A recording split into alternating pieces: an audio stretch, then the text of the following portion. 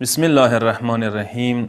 صدقه فضیلت و اهمیت حواله سره مختصرا دور عرض کم. پیغمبر اکرم حدیث ده و صدقه تکسر زهره، صدقه د خدای لپاره کې د شیطان ملیامت ای.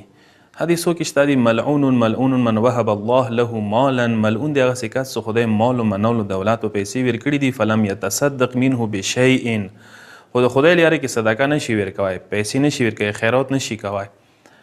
حقیقت د صدقه ډیر زیات آفات و بلیات و بلاوان، مصیبتونه، بیماریان، تکلیفونه انسان برطرف کوي. امام حسن علیه السلام حدیث د المال للانفاق لا للامساک، مال و منال و دولت د پاره څه خرج کی جمع کول د پاره نه دی څه تو سره وی محفوظ وی یخې دی. صرف قرآن مجید کې آیات منزل الذي يقرض الله قرضا حسنا فيضاعفه له اضعافا كثيره، چوک شته داسې کسان چې هغه خدای ته قرضه ورکي، یعنې کومه پیسه چې ته خدای لپاره کې ورکړي داسې وایي زه خدای ته د قرضه ورکړه، پروردګار عالمي ته ما ته قرضه راکړه، زه ته واپس څه کله درکوم، ډبل نه دوګنه چوګنه نه بلکې میلیون میلیون برابر زه هغه ته اضافه درکوم. دا څه ما تاسو خدای لپاره کې صدقه ورکوو، خیرات و نظرات کوو، خمس و زکات کوو. کومه پیسه چې ته خدای په نامې وباسي، یتیم سره مدد وکړي، مسکین سره، غریب سره، فقیر سره، رشتہ دار سره مدد وکړي، داسې وایي ته خدای ته قرضه ورکړه. پروردګار عالمي چې تا نه لاړه نه ختمه نه شوه، فاني نه شوه دا پیسه، دا بقي شوله، ایدي به ته برکات وکسي، دی به ته دا وکسي څوره زیاته کېږي، څوره اضافه کېږي. معصومین ته سترګې وړه امامانو ته نیمې شپې مناجات ټایم کې پاڅېدل، مناجات به وکړه، بجای به راوخستله، خلکو کور کور ته به لاړل، خلکو سمې مدد و مرسته کوله. روایت دی چې کله انسان صدقه راواخلي، یو کس ته غریب ته فقیر ته ورکوي، او یا شیطانان رسی دا کس لسونه نسی ارکش کوي چې چی ته وړي، چا ته ورکوي، ته هغه نه زیات محتاجي، ما ورکوه، ما وبسه دا پیسې. یو کس مسجد کې صدقې فضیلت بیان کولو، یو عالم و مسجد دپاره فرش و کلینو ضرورت و. یو کس پاڅېدو ته ویل چې هغه ما سره کلین شته خو نه کې اضافي پرتې دي، باید ویل زه یې راوړم مسجد ته.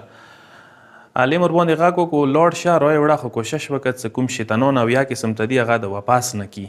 خونې ته لاړ، واپس مایوس راغو.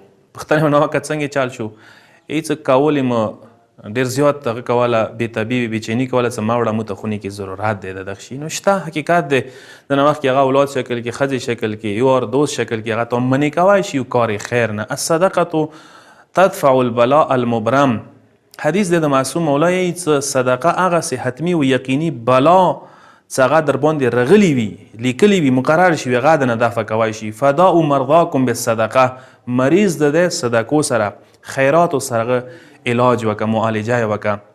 عیسی علیه السلام دور کې یو واده کېدلو، خوشحالي وه.